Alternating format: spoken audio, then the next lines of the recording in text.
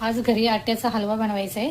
तर इकडे मी आटा घेतलाय, गव्हाचा आटा आहे, पाहू शकता 1 वाटी घेतलेला आहे। इकडे साखर घेतलेली 1 वाटी, इकडे मी बदाम घेतलेले आहे बारीक किसून, आणखी इकडे तूप घेतलेले आहे। चला तर मग आपण हलवा बनवूया।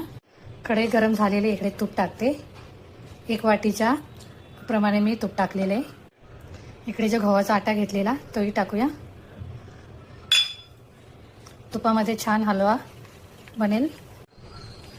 छान तुपामध्ये आटा मिक्स करून घ्यायचा आहे आपल्याला गव्हाचा।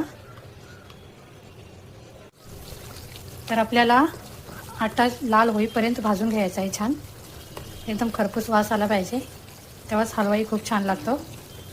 पाहू शकता 2 ते 3 मिनिट झाले, थोडासा कलरही चेंज झालेला आहे आट्याचा, पाहू शकता। अजून 5 ते 6 मिनिटं आपल्याला असाच आटा छान भाजून घ्यायचा आहे। तर 5 मिनिटं झालेले आहेत। मी कमी गॅस करून आटा त्या तुपामध्ये खूप छान भाजलेला आहे, पाहू शकता। कलरही खूप छान आलेला आहे आट्याला, पाहू शकता।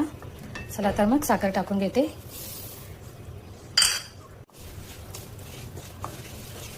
इकडे पाणी गरम करत ठेवलेलं पाणी टाकते।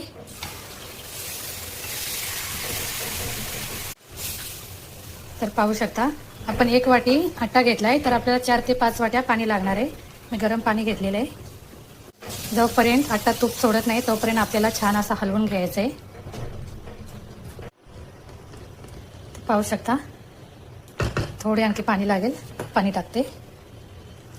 तर मी 5 ते 6 वाट्या पाणी टाकले। छान शिजवून घ्यायचं आहे आपल्याला। तर पाहू शकता हलव्याने तूप सोडलेलं आहे, पाहू शकता। हलवा शिजलेला आहे छान। थोडेसे बदाम टाकूया।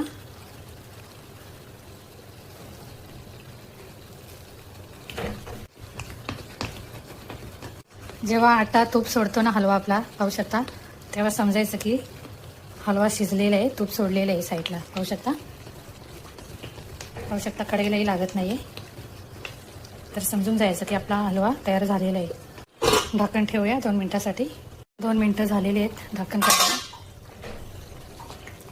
तर हलवाही खूप छान बनलेला आहे। तर तूप पाहू शकता किती छान हलव्याने तूप सोडलेलं आहे। हलवा साईडला ठेवून देते मी थंड होण्यासाठी। बदाम टाकूया हलव्यावरती।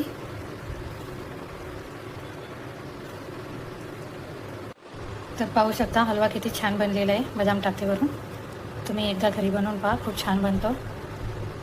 तर आजचा हलवा कसा वाटला कमेंटमध्ये सांगा। व्हिडिओला लाईक करा, कमेंट करा, सबस्क्राईब करा।